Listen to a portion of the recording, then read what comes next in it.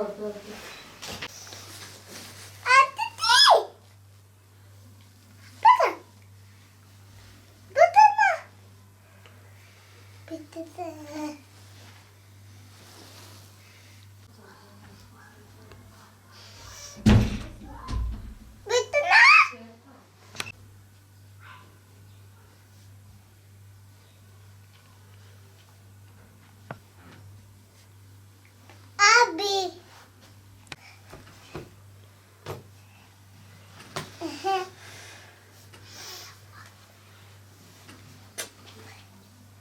Olaylardan sonra biz mecbur kaldık çıktık yani.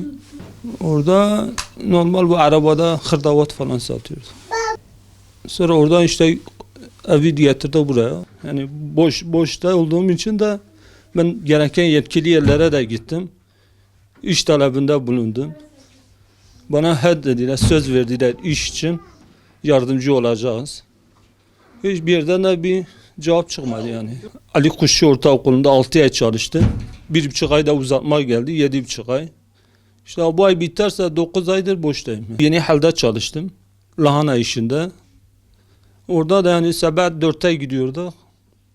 Saat 1'de çıkıyorduk. O da başka işçi aldı. Suriyeli işçi çalıştırdı. İşte bizi işimize soğuverdi. Az ücret vermek için. Ben Çut Kapı Büyük Postanın orada bedenin üstüne çıkıp da intihar girişiminde bulunan insanım. Ona 5 çocuk var. 4 tanesi okul okuyor. Komşuların sayesinde.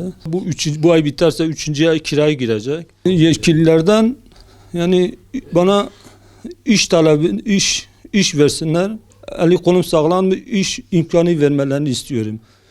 Hani para istemiyorum. İş versinler, ben çocuklarımı geçindirebileceğim, bana iş imkanı versinler. Yani istemiyorum, asgari ücret olsun, kadrolu iş de istemiyorum yani. Ben 43 yaşındayım.